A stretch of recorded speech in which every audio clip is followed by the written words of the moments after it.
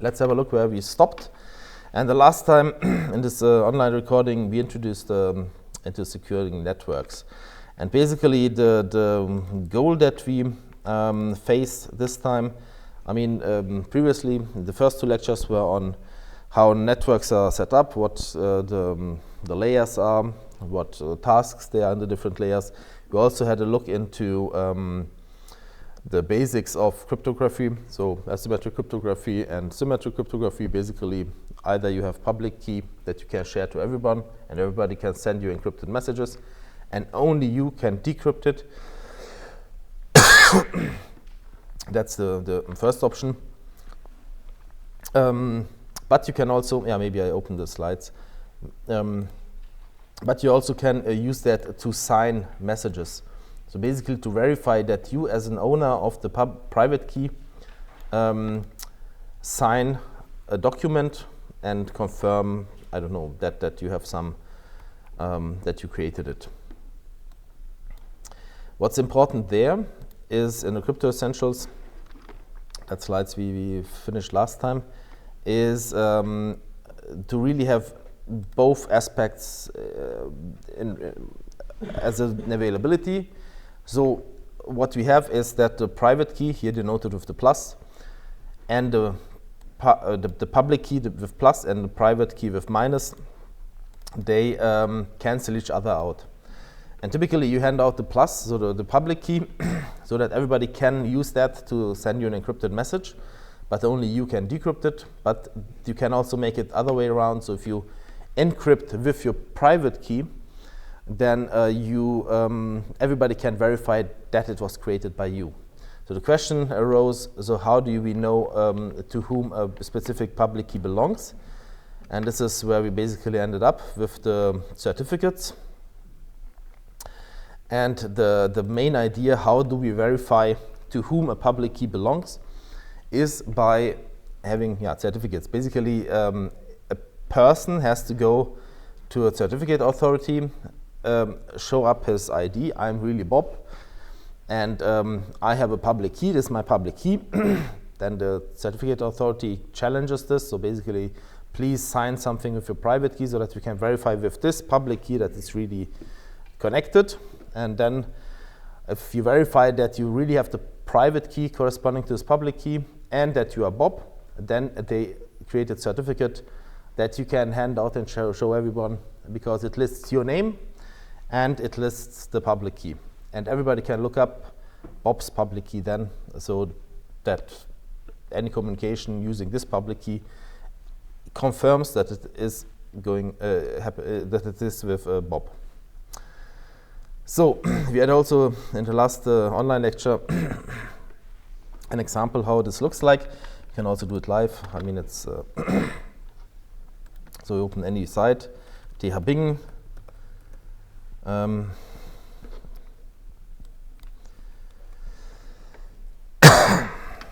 I connected? I hope so.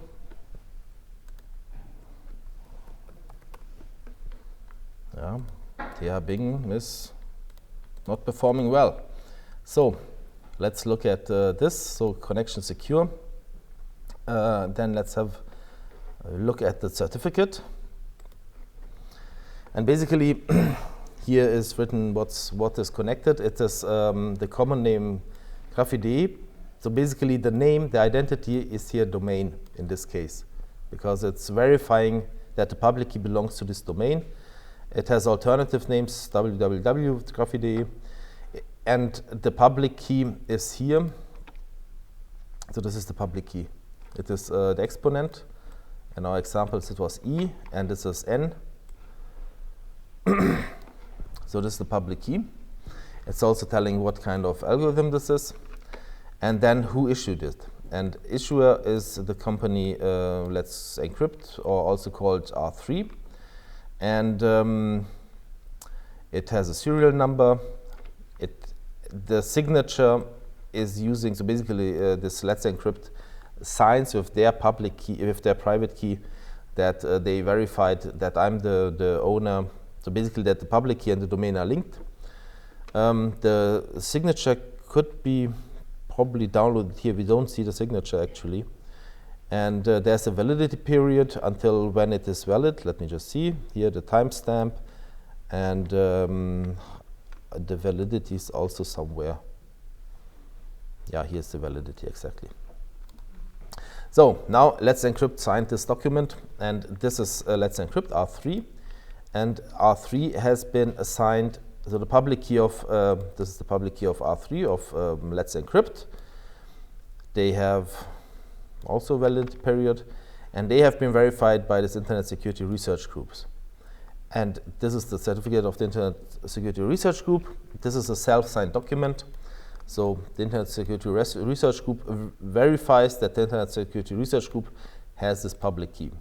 So obviously this is a self-signed document. And the question is, why do we trust this certificate? It's because Firefox tells us it is safe.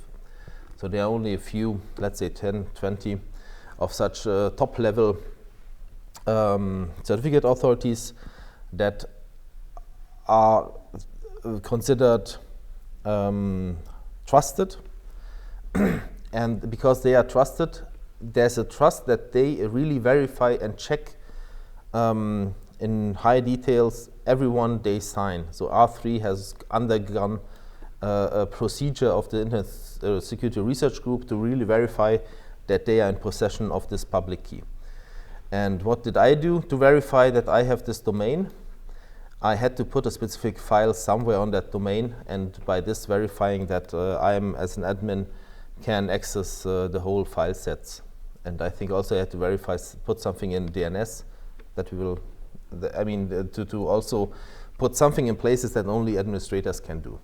And they checked, and so they verified that the public key that I gave them is really associated to me being in control of it. Okay, so far for the networking.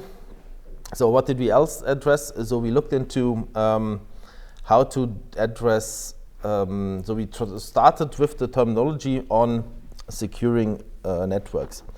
And this is the picture that we want to roll out and basically to talk about. Okay, so we will have a look at firewalls, we will have a look at VPN, we will have a look at intrusion detection systems and the demilitarized zone. And what threats occur in the internet and yeah, let's say also in the private realm. So these are the topics that we address. And the last time we started with firewalls or packet filters. So what is a firewall? That's basically a filter. So some things are allowed through, others not. That's a filter. So firewall is really, there's some incoming. There is, sorry, this is the forbidden region to draw. So there's some are passing through and some are dropped. This is the main purpose, but this can be also implemented on various other layers. So we can have it at the application level, we can have it as the transport layer, and we can have it in the network layer.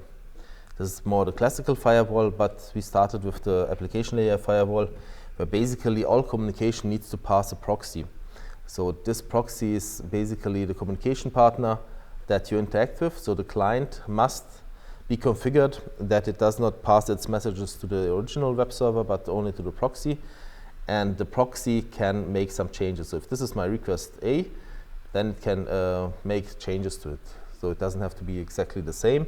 It can, for example, throw away some unnecessary information that would reveal too much about the client. This is something what we will test in the lab in this week.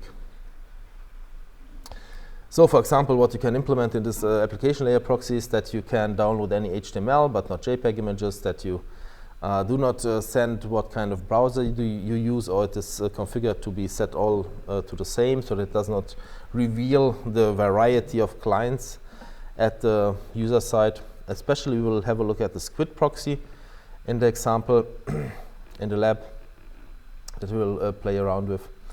And we will see what all you can change. So basically, if you have an HTTP request, maybe let me just see whether we can quickly do this.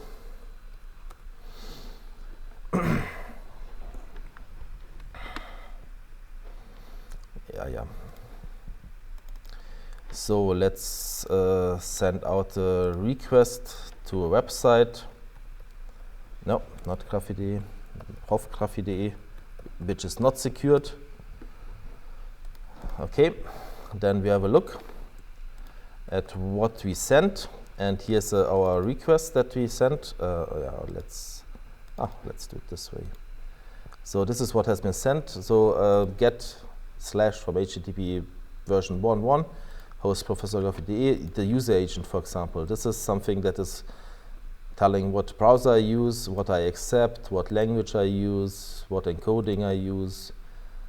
I don't know. So there are several elements, and all of these elements that are transmitted here are now sent directly to the web server of Graffi.de.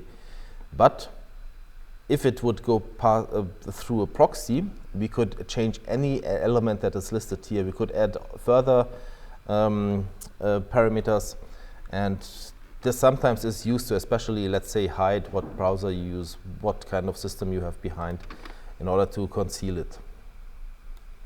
And also, of course, to filter what, let's say, employees in a company, what they send out, what kind of information they request, whether they have some specific keywords that they should not use but use, and so it's you can control the communication on web servers, let's say.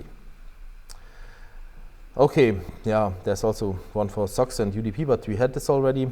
So basically, I want to jump forward to the new topic. Just what's important about firewalls. What you should keep in mind that they are typically, yeah, the regular simple firewall takes into account the IP address. So you have the source IP address and the destination IP address and the port. These are typically the information. So four numbers that can be used to identify what kind of traffic should be allowed. And so, for example, if you had this, here we had the example, every message should be also from the outside, should be possible to be sent to the mail server port 25. These nodes should not be accessible from the outside, but when they send messages out, that should be okay. So basically, we had a look how you have to configure your firewall. So all incoming TCP connections from outside to port 25 should be okay, but only to the mail server. Outgoing TCP connections to the mail server to port 25 on other machines from the mail server, I think. Yeah. And any reply or egg packages. So basically, how we should, basically how to set the source, the accepted source IP address, the accepted destination IP address, the accepted port, source port, the accepted destination port. So what should happen in the various combinations? And the firewall is really as a filter, packet filter firewall. It filters, and typically you go through your rules, yeah, and either they match, then it's done. If it doesn't match, then it goes further on, and the last one will be a drop, so to not accept the message, the packet. We also had to look at how in Linux this is realized. So with IP tables, that you can actually do quite a lot. Yeah, here we have an example. So let's say the first part will be quite the same always for us, because we look at forwarding rules. So when the message comes into the firewall, how should it forward them? So should it be forwarded? So should it be accepted? Means passed on, or should it be dropped? And what you typically can configure is the destination IP address, the protocol that is used, the destination port. There's also, that's not port, that's the source port. And there's the source IP address that you can specify. And by adding all these options, you can really configure the rules as you wish them, in order to only accept messages and packets that are considered unharmful. Yeah, what typically, basically source and destination IP address, incoming or outgoing interface, which protocol, so sometimes you want to distinguish between TCP, UDP, ICMP, and the source destination port, and how you can react on it is drop, accept, or log. And this is the example that we had. And then we saw, okay, we have the problem that basically if a message is sent out, let's say this is the HTTP GET, we want to look up a website, then that web server here wants to answer with the website. But this, in a regular firewall, every packet is considered for itself, and this message with the website is a message coming from a source node that is unclear. I mean, we cannot specify it up front. From a source port, unclear. Might be 80, maybe not. And it addresses some internal, the destination IP address is internal. And the port, the destination port is also unclear. So in this case, you would like to allow it. But in the other case, if this is not to the mail server, but to this server, it's also a message coming from an unknown source, an unknown port, an unknown destination port, and it's internal, that we would like to stop. So basically, what we wanted to overcome is that each packet is treated individually. And that led us in the last, I think these were the last slides, that we want to introduce stateful firewalls. So basically, stateless firewalls is when each packet is checked independently. The rules are checked. If it passes, good. If not, then it's dropped. But in those stateless firewalls, you have the problem that answers are not correlated to the previous requests. So in this case, this would be an acceptable answer because it's correlated to a previous request. But this is I don't know, this is some kind of attack message. That should be not accepted because we don't have a previous request for it. So it's not answering anything, it's just somebody bombarding our internal network with traffic. So we would like to distinguish between answers and newly established connections from the outside to the internal network. And this is where the stateful firewalls come into place. It's basically, it wants to accept responses. You cannot tell it from a single packet itself.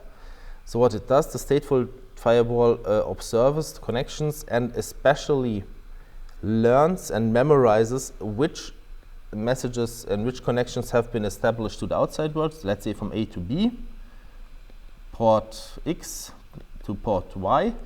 And if now a message is coming from host B, and port Y to host A and port X, then this should be accepted. But if another node is also trying to address X, the same, except, I mean, this is different, but that should not be accepted because for this we didn't have a previous request from our side. So what it does, it basically observes this connection establishment. And it can only observe the connection establishment for TCP connections because this has a three-way handshake where the TCP connection is first established and after that used.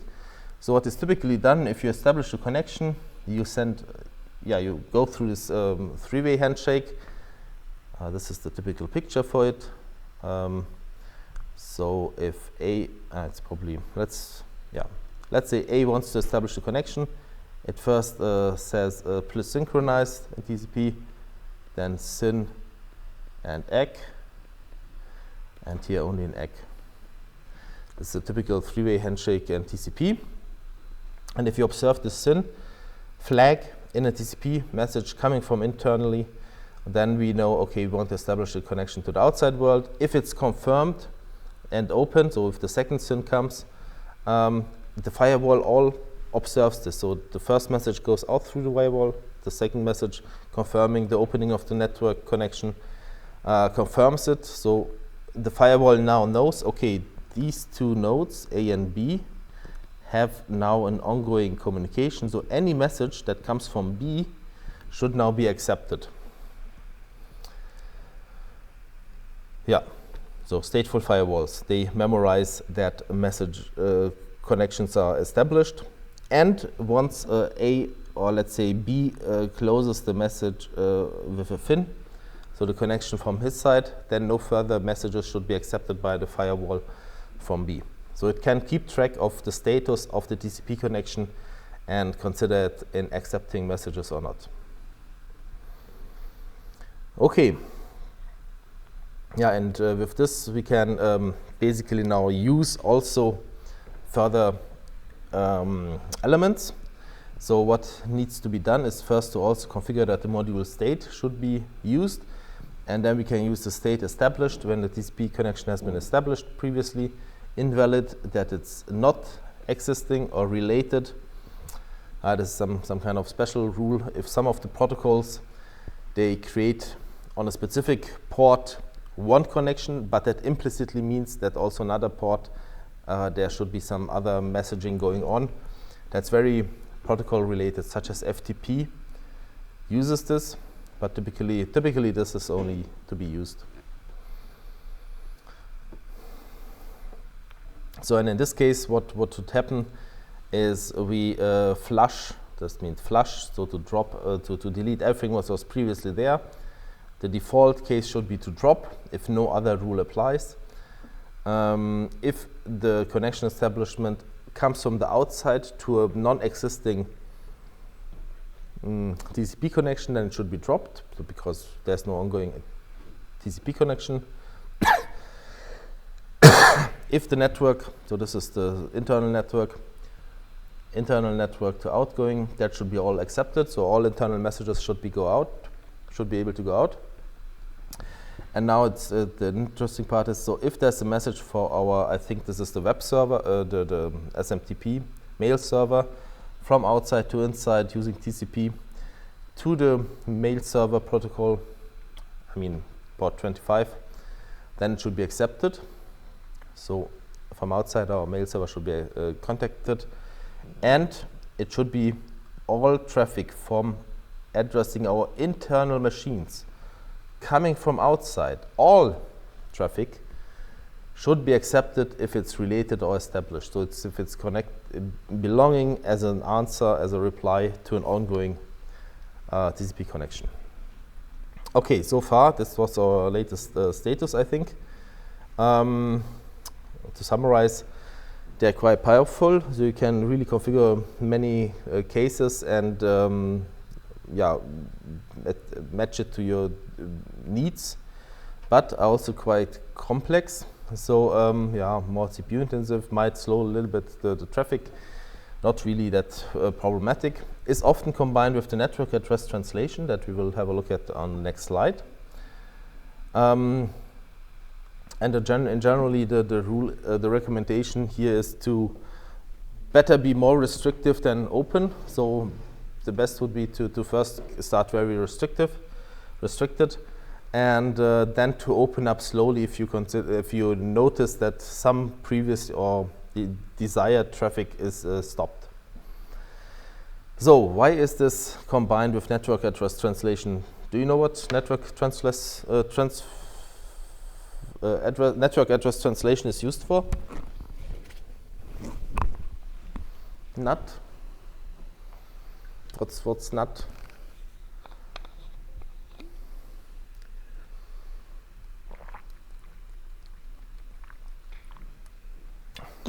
I think that was part of at least Kone, or have you heard Kone? When? Last semester? Or with Professor Lang?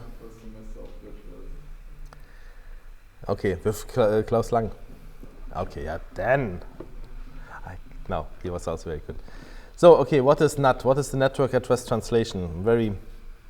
Okay, let's make it this way so that you don't lose. What is network address translation? Did you ever wonder if you have at home a router, you are connected with your PC, you are connected with your smartphone, you are connected with another PC, I don't know, Xbox, I don't know. You have, how many devices do you have at home?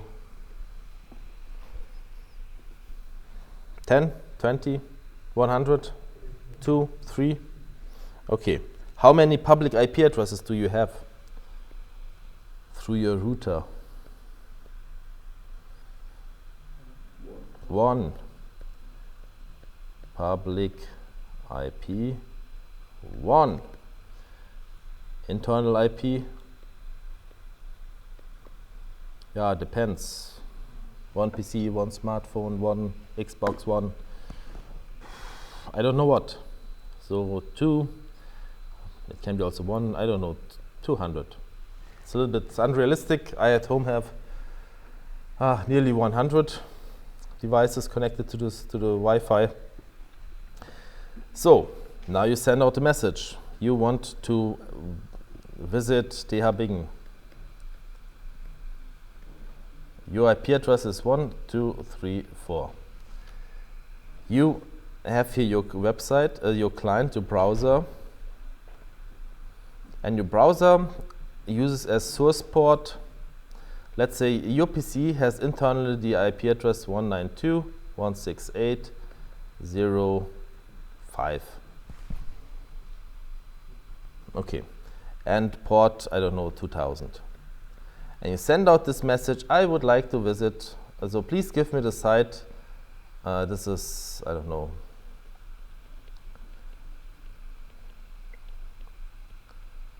so this is NetLab 1's IP address.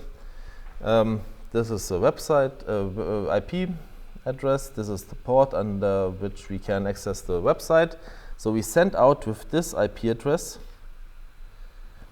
or this IP address our message. And here we have another message sent out, also accessing TH Bingen or something else. And how does the reply know if it comes back? So you first send out your HTTP GET, and now the reply comes back, now in blue maybe. So the reply comes back.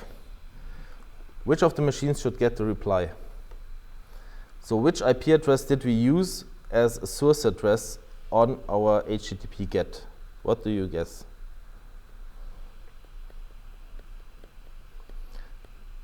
This was our message. What was the IP address, the source IP address? What was the port? Yeah?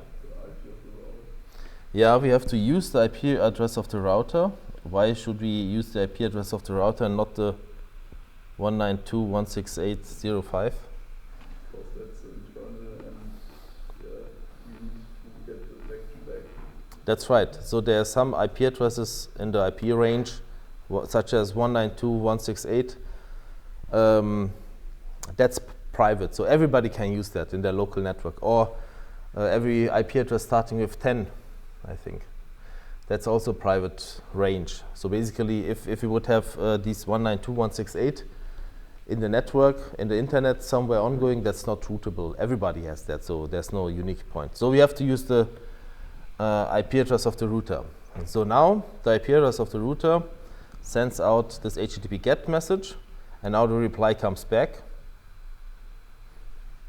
To which of your 2 to 200 clients do you send this message?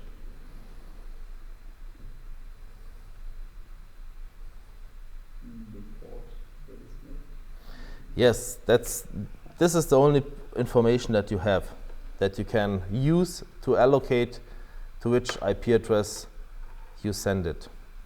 And this is what network address translation basically is. You have a network address here,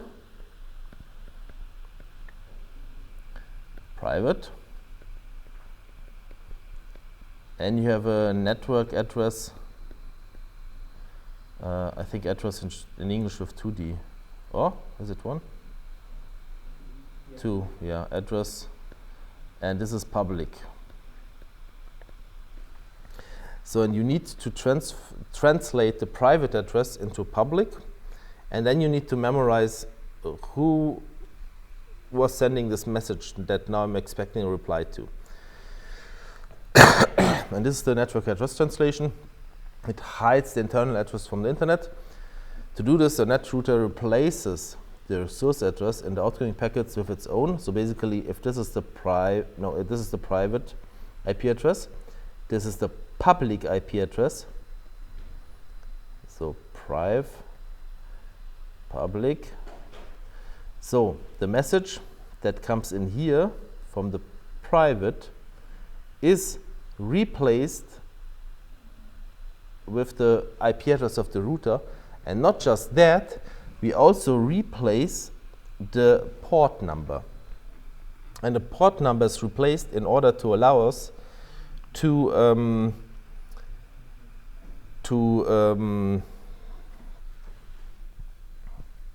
basically map which replacement we did. So this information contains basically the information that we had this mapping, so this red mapping. And basically we change the source IP address, the source port. Then we send out the message to this server. So the server only sees this IP address and port, and it answers us. So it's coming from the server to the information that we previously had created. And now we have a table that is basically telling internal and external. And the internal part is the source IP and port to the external IP and the external port. So this is the NAT table, network address translation table. And now the message comes back, and back here we have 100 other machines, but we look into our table and see, we have had this mapping, the red mapping here, and we know we have to replace this information by this. And then internally, this finds its own way to the right internal machine. Although we might have 100, 200 machines, through the mapping, we can have the correct address internally. So, why is it relevant? Well, because what happens if we get a message to our IP address, to a port, I don't know, 8000, and we don't have any entry for the port 8000? What should happen? So we had here previously a mapping 5678 is going to be mapped to 192.168.1.2 and port 1234. So what should we do if we don't have any entry for 8000? Yeah, then we drop the message. So it also acts as a firewall, because actually as a stateful firewall, because all outgoing messages create a return path for matching incoming replies, but messages that don't have a corresponding entry, that have not observed previously an opening of a connection, will be rejected. So by accident, actually, that was quite helpful in the past time. So a NAT is a hack actually to deal with scarce addresses, so with too small address space on the internet. So we did not really, it was not developed in order to provide security. It was more a hack to address the few number of IP addresses. But this is not a security feature. It has elements of it, it works, it's good. It has some benefits, but it has not been designed for this. Especially many NAT routers let much more through than you think. Especially what problem would you see in this setup? What we don't have in let's say, so let's draw this picture. So this is our network address translation. It maps our IP. So this is our internal IP 10.0.0.1 and port 123. So it memorizes that 10.0.0.1 and port 123 4 has been addressing, I don't know, Bingen again. Sorry. Our public IP is, I don't know. This is something from the university.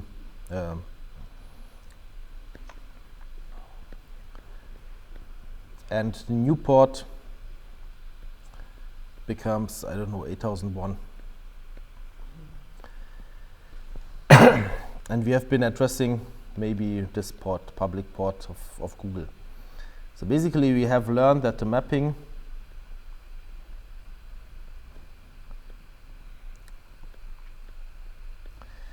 has been with regard to this. So any request that we send this way will be replaced in its source information and will be sent to Google.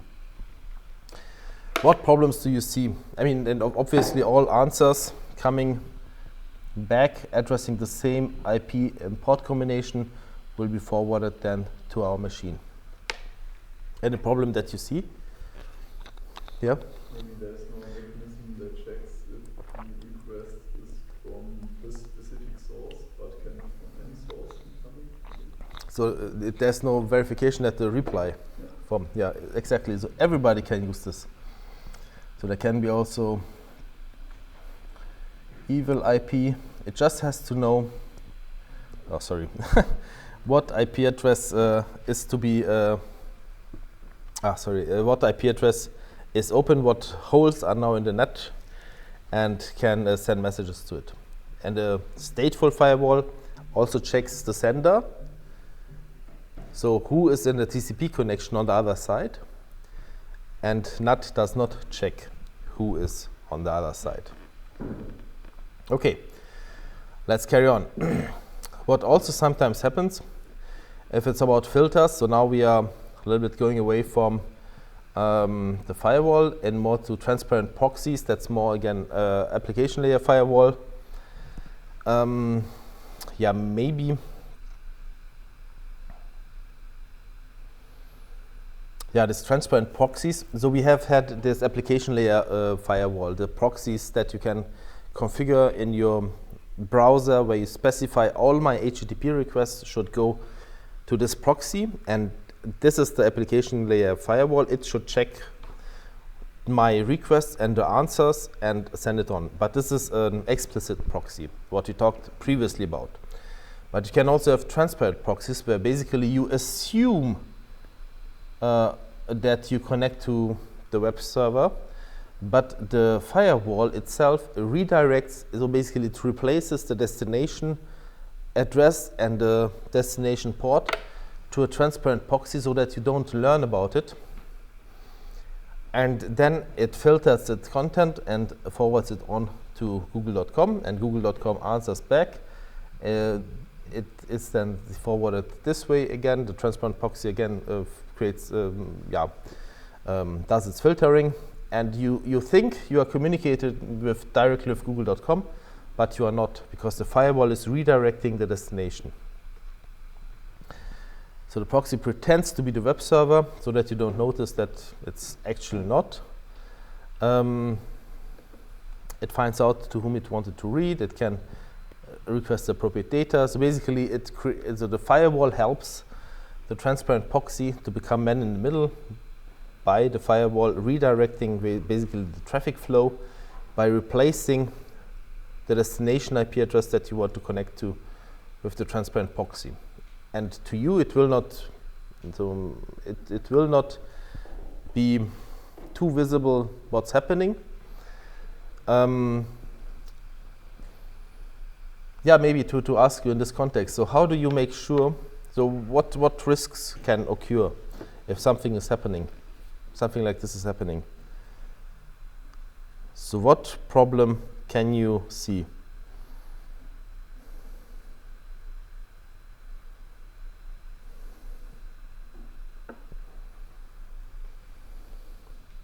Well, is it always a good case? I mean, you think as a client you are connecting to the server, but what happens is you are actually communicating to the transparent proxy, and the transparent proxy is forwarding your messages to the server and filtering it and reading it. Is it?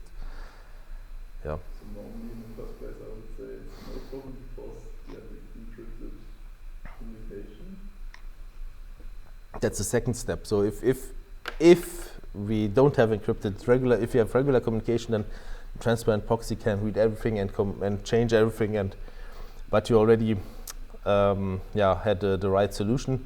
So how do we basically make sure that our traffic is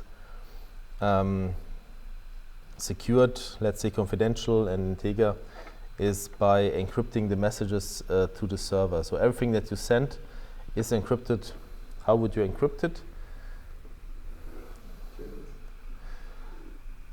Yes, yeah. Yes, with transport layer security. So basically, TLS we will also have a look at, is it verifies whom you're communicating to, that it's the server using that certificate, and then using the public key of the server to basically, that there you have the verification, and from there you can also derive encryption keys that all communication to the server is encrypted and integer. So, yes. It has also some benefits because by this, so transparent proxies and proxies in general are more used in company environments where you want to control what data flows you have, what information flows you have. You don't want your employees to visit some document upload sites at a competitor. So you want to filter out, I don't know, that they don't visit the competitor's website, or I don't know what. Or that do not expose some confidential information, so therefore you want to take more control on what and to whom they're communicating. Okay, so yeah, so far we have considered firewalls that operate as device on network, filtering traffic, and basically they either look packet for packet, whether the filter rules apply, or they have the stateful situation where they can also keep track of which network connections are open or not. But they cannot decide which programs or processes a packet was created from and which user a packet comes from.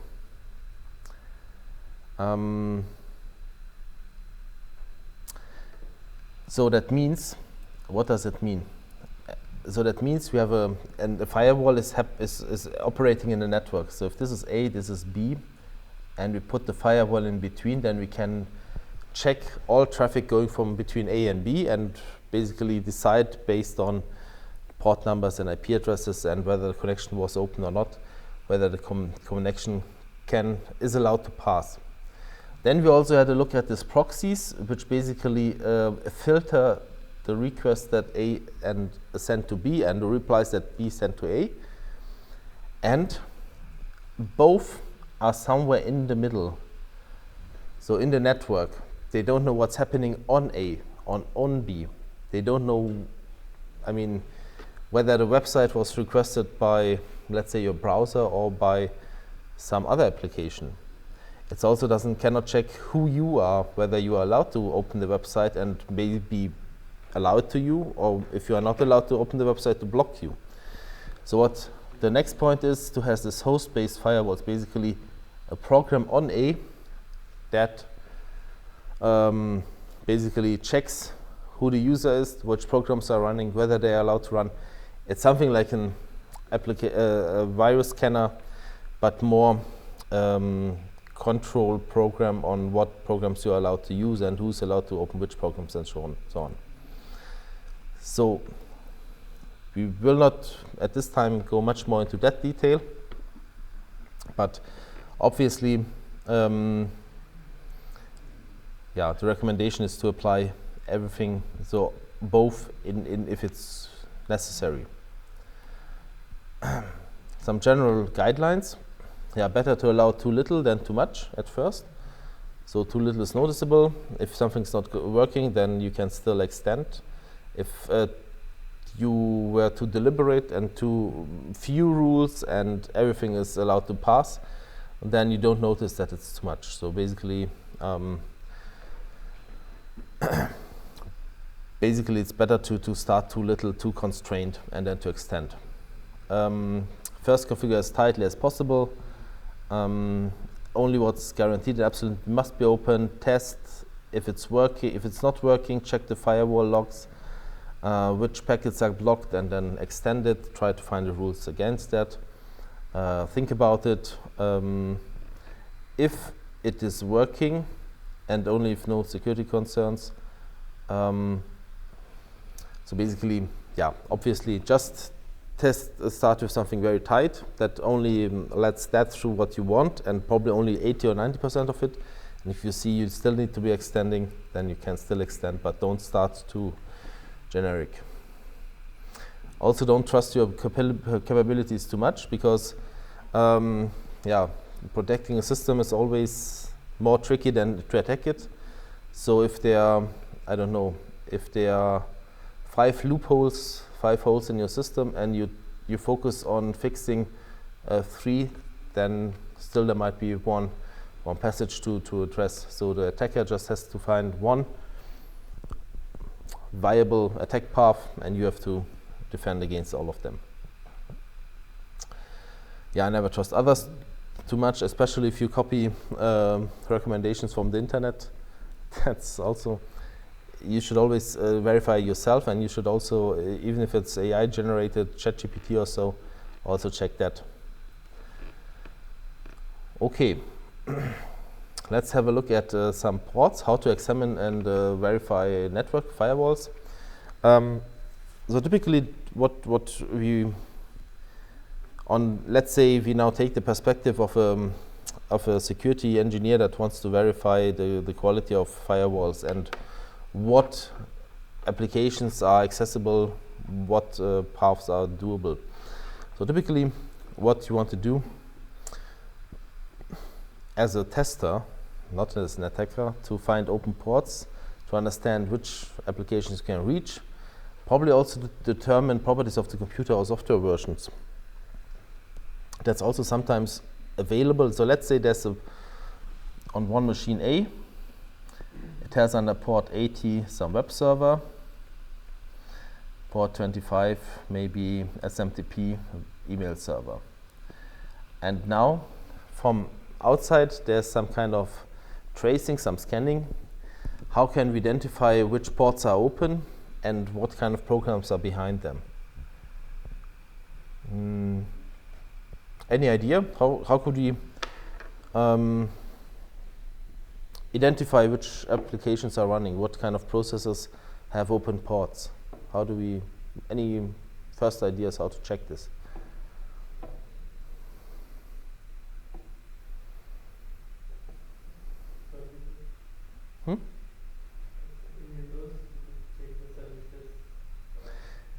Yeah, I mean, so B is trying to check.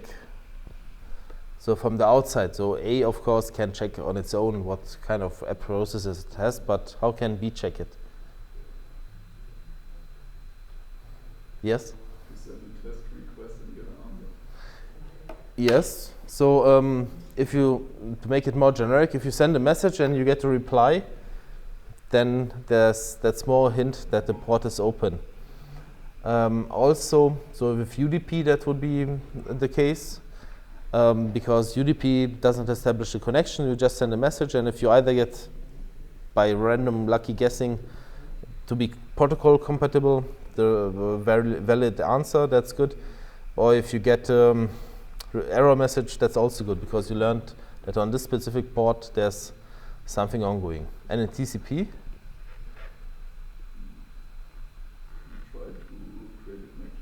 yes, you try to create a connection, and if there's no process behind that to catch up that initial request to establish the connection, so to make the second step in the 3-way handshake, then the port is closed. And if you can establish a connection, there's a TCP service listening on that port.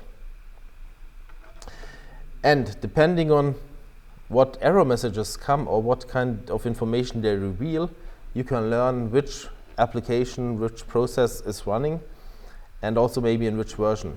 And by knowing this, you could look up what kind of vulnerabilities are known to the service, what kind of problems are known to this, and you can gain information that you can use against it.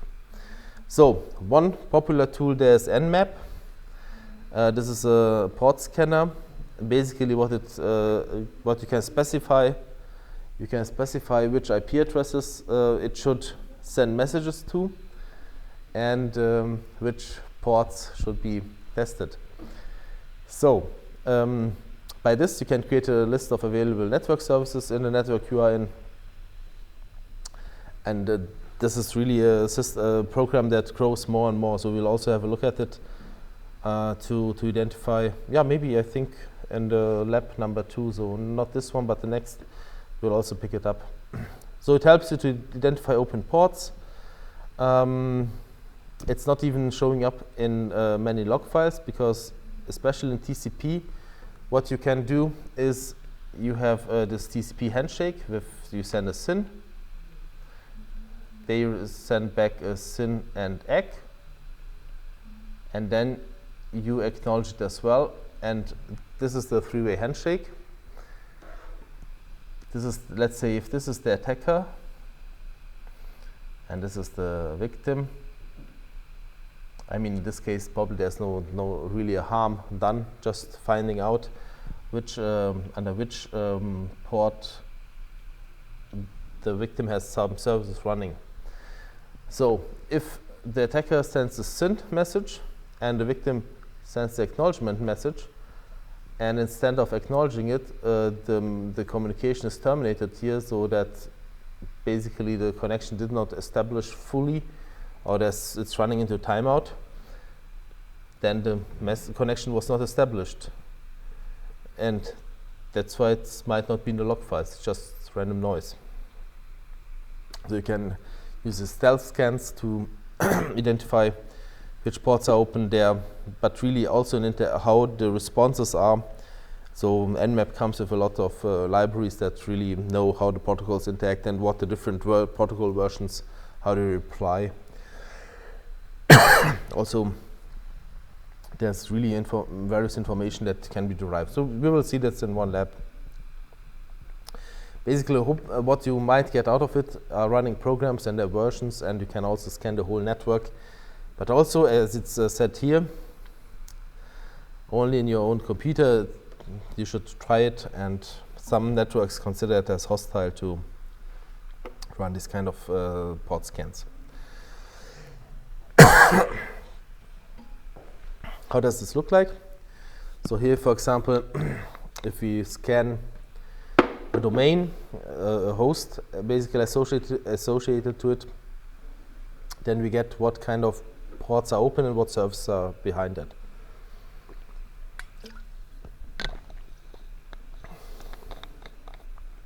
But you could also, so yeah, we will do some tests with this. So especially how you can scan various machines, how you find out what services are running there, and so on. Okay. So let's say you would be an attacker, and you first find out what kind of IP addresses are open, what ports are open, what kind of services are open, and what are provided. What would be the next step? So one of the next steps typically is then, okay, if I know this is HTTP or SSH, I would like to learn more about it. What version is it? What program is it?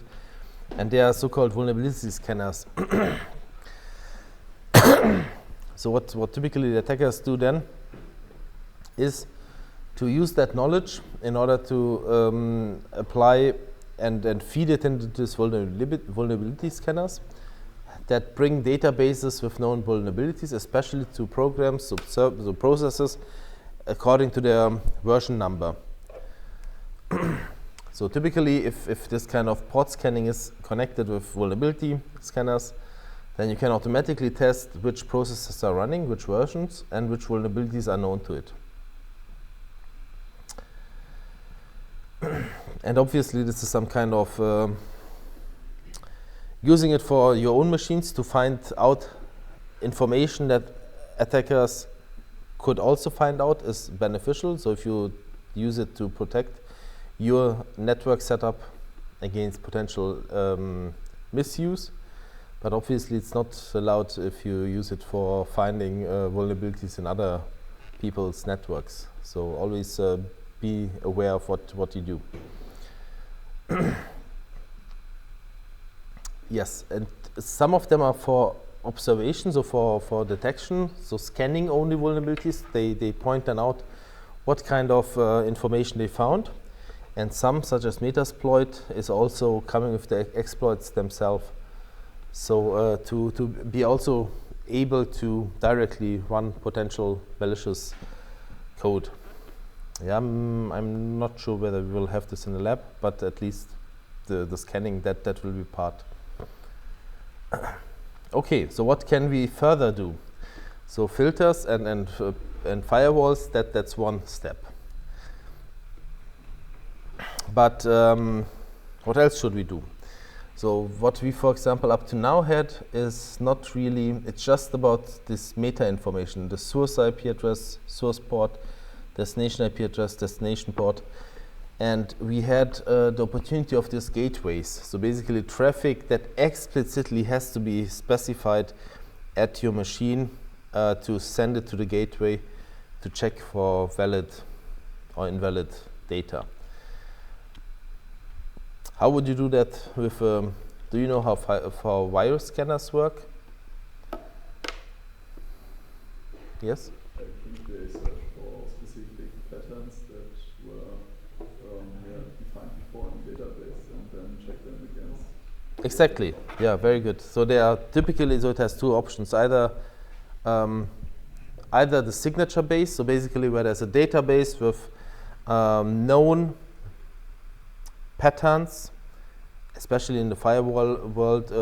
These are, an executable file is a list of commands in bytecode that is matching to the CPU's instruction code.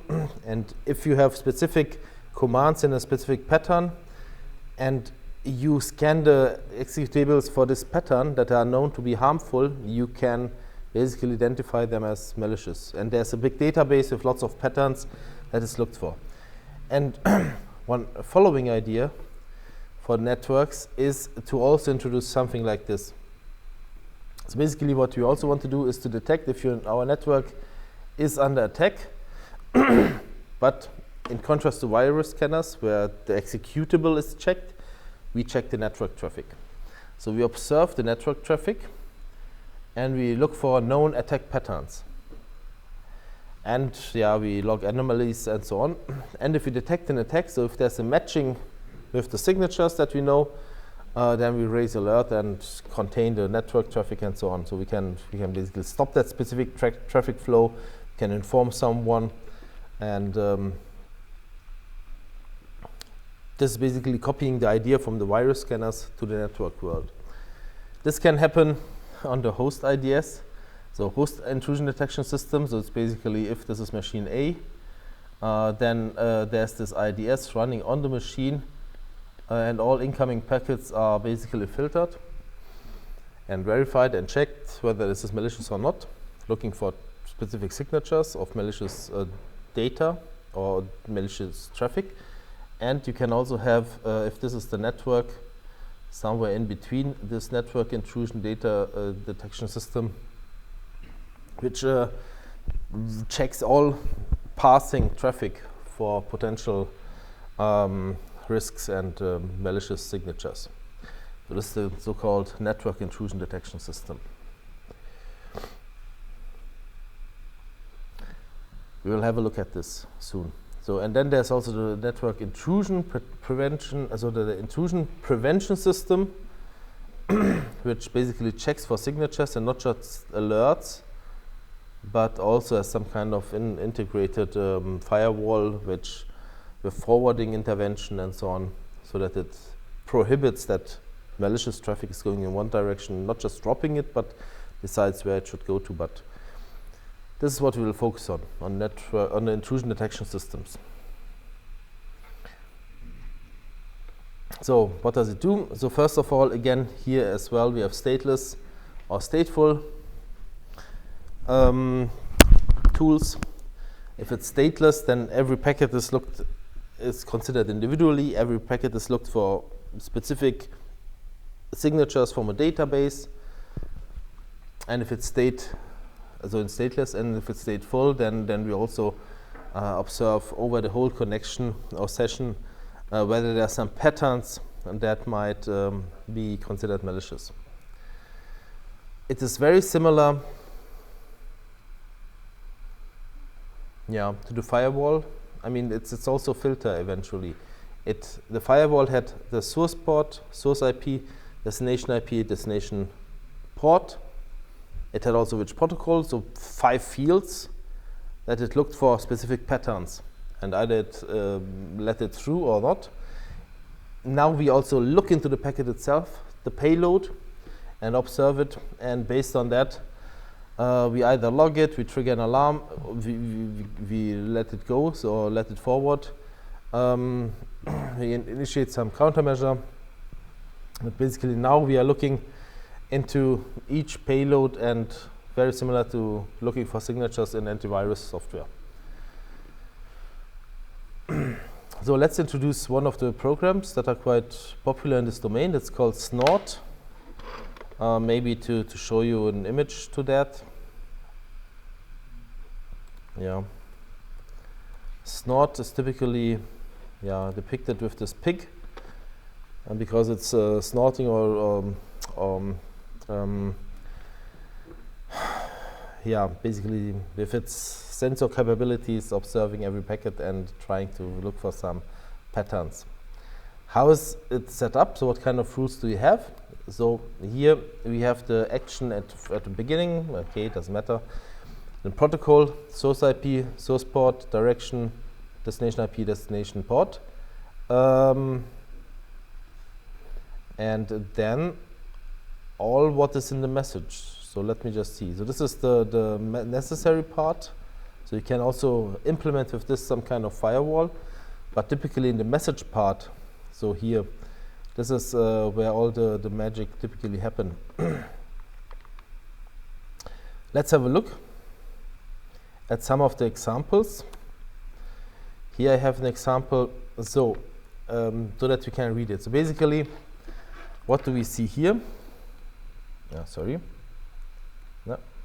Where is it? No. Where are my slides?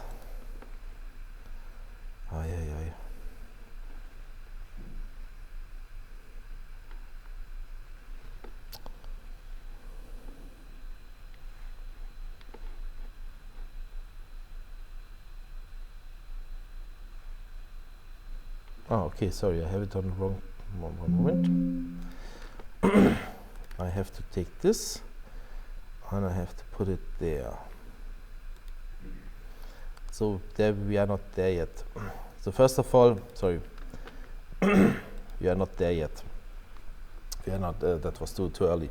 So how is this intrusion detection system typically set up? So typically, if you have your network, you have network sensors, you have host sensors, you have an intrusion detection system management station, and you have a database. So how does it look like? Somewhere is this intrusion detection management system. This is something like the operator. It has also the database. It updates the databases. And if you have a network, then at some positions there's this network intrusion data set, intrusion detection system integrated. Sometimes they are also attached as host sensors to the host, so what incoming message comes there, and the database is basically replicated at at every sensor position. Often they are online available, you can update it, probably you have some update mechanisms to deploy it, but the question is it at the host attached or is it in the network attached? And every message that is passing through the network intrusion detection system is filtered and verified and basically checked against the database, and obviously also at the host side that's checked against the database. So the question is, where would you place the sensors, depending on how much you have, and yeah, where would it make sense? So first of all, what would you like to monitor? Typically, in front of the first own firewall, so if this is the internet, sometimes the network intrusion detection system is placed before the firewall to learn what kind of traffic is passing by and reaching our firewall. And then maybe also afterwards to see what was granted access to our network. So to be able to compare how well our firewall works and what kind of blind spot it has, so what it could not see. Or, and let's say this is then going to, there's one part in the demilitarized zone, that means where services are located, such as a web server, email server, that should be accessible through the outside world. That would also make sense to have some kind of sensor. And if it goes later on to the internal net, intranet, there it might also make sure to have some dedicated. So the more you can place, the better, and basically to shut off different sections of your network in order to really be able to see what kind of traffic was able to go through the firewalls into the intranet, into the DMZ, what was it before our original firewall, what was the traffic after our first firewall. So basically, if you, the more you have, the better. And if you are only having capacities for a few one, then probably still after the firewall, so that you can filter out any kind of potentially still misleading data that is crossing the border to the internet or from the internet. Okay. So what can all happen? Maybe let me just, before we come to this example, let's still first talk about Snort, because then it's easier to understand what the problems might be. So Snort, well-known open source network intrusion detection system, has two modes of operation. This network intrusion detection system mode observes the network traffic, generate warnings based on rules, or inline mode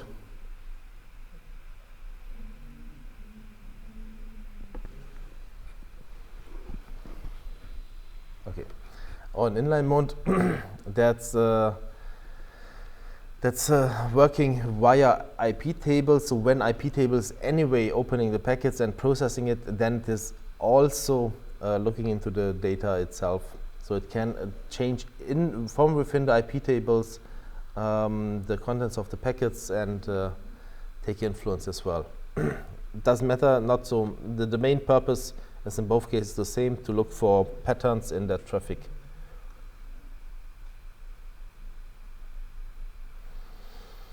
Okay, so let's have a look how is this set up. Typically you specify that you want to also look into the payload. You specify your home network and it should be logged. And this is the important part, the snort file with the rules. And every rule is looked through with the payload that you passed to it. So basically it looks at every packet individually and looks at the rules that you have and decides based on that whether it should be logging or whether it should be a warning or whether it should be just passing it on. Let's have a look at an example. So every rules are checked for each packet. If a rule matches, the action corresponding to it is performed. In this case it's an alert and it's written to a log file. There should be an output to the console if it's alert. passed to the socket or for further processing. So how's this set up? So typically you have here what kind of traffic type it is, who is the sender, who's the recipient, and then what is the matching signature. The content, if it contains these bit combinations, so basically in hexadecimal form described, then this signature basically is associated to this message. This will be the alert message, mount the access, and it will send out an alert. One moment. Okay. So here are some other examples how they look like. So maybe to show you where this is from. If you visit the Snort web page, Snort rules. Snort rules and IDS software downloads, yeah. So here are some Snort rules. Binaries, no. Documentation, rules, yeah. Snort community rules. I downloaded this previously, so I have here, let me just see, do I have my Snort rules? Yeah, here are the Snort community rules that I open now. These are the Snort community rules. So let's increase. So these are 2 megabytes large. So let's zoom out. So as you can see, these are all individual lines. Quite a lot of rules to check for each individual packet. So let's look into one. So where do we have something? So let's pick out this one. So if it's a TCP packet from home, from any source port to an external net, to port 2048, 20,480, and this will be the message. This is the alert message. The content is, if this is observed to a server and the connection is established, and if you find a packet with this content and line client, this should be also, then it should be dropped. Drop. There's a reference where we can read about this issue, but basically the alert that should be given is this to the human reader, to the console, to the human to read. Or let's look into this previous. So if it's coming from outside, 2480 to inside, this content or this content, then the corresponding message is this. So it's really a very low level byte comparison in the messages. Let's pick something else. I don't know. So if there's any message from anywhere to anywhere, do we have something on content? No. IP protocol 2, byte test, I'm not fluent in reading this. Maybe this is easier to read. From external to internal with this content, and it looks so. I mean, what are the chances that some of the messages, also good ones, are having this bit combination? Nevertheless, this should call an alert and say this is the issue: policy, social, Yahoo, instant message, conference, watch. I don't know. So there are lots of rules. So in this rule set, how many do we have? 4039 rules that are checked with every packet. Yep. Question, in which direction of the network is Snort running generally? because if we have encrypted data, this would not work, I guess. Or Yeah, that would not work. Exactly. So it's only for that kind of traffic that Snot can read, and any encrypted data is, I mean, confidential, and we cannot read it. That's right. So yeah, but so to whom can you establish a connected connection?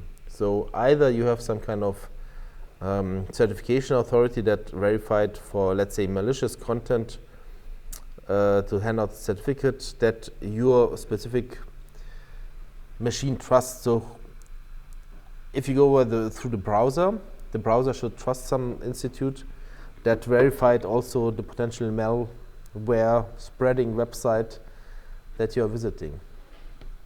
So that might be a counteract to identify who's malicious and then to stop it by not handing out certificates. But you can also have very advanced solutions that bring their own key exchange mechanism and encrypt their message, and then you don't see anything. Yeah, that's right. This is more for low level, easy to run attacks.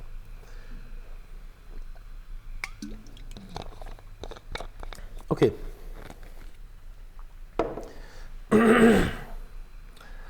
So far for network intrusion systems. So what we learn up to now: firewalls and stateful firewalls and network intrusion detection systems and network address translation. That's also important. I think in this domain we have. Let me just quickly have a look. Yeah. Okay, so let's have another use case that is also quite common.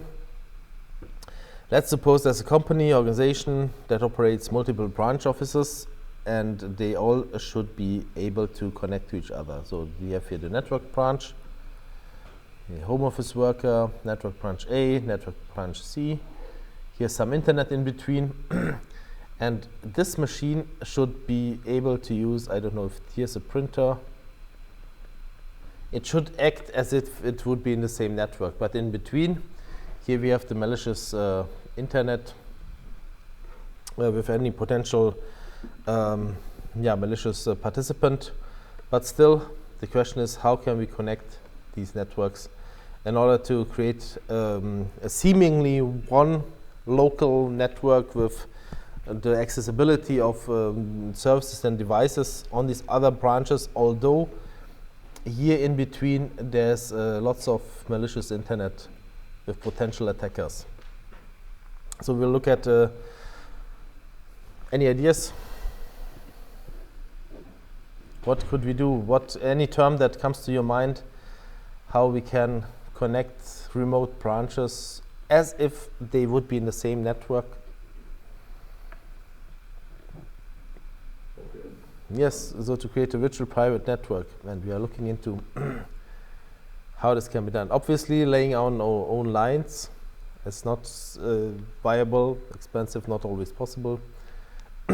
Use the internet connection to configure firewalls to allow packets from the IP source addresses of the other branches. So if this has the IP, I mean, let's say here's the IP address 1234.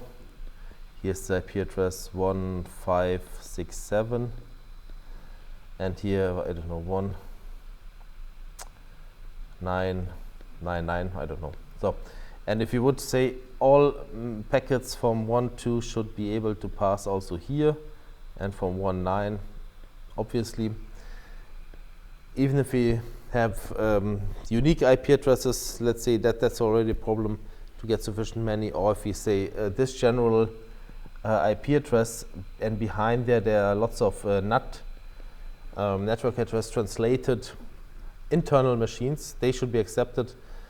Obviously, the problem still occurs that everybody can claim to have a message from this IP address and send it over here, causing some damage, although, I mean, there's no verification of who's the real address sender in the internet. So it's not sufficient. And also another point that we want is obviously all traffic that is going between these kind of channels should be encrypted so that no one on the internet can see what kind of messages are transmitted. It should be a black box.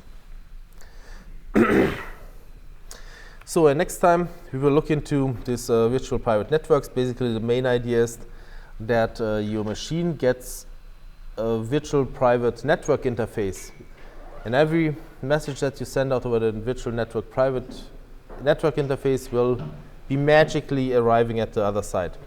So coming to an end, we will meet each other this week in the lab to see how the application layer gateway is to be set up, and how to use Wireshark. I'm looking forward to this, and also thanks for the person, I'm not sure whether it's here, who told me that my YouTube playlist did not have any video. I was uploading it to the wrong one. Thanks again, and see you then in the lab exercises. Thanks.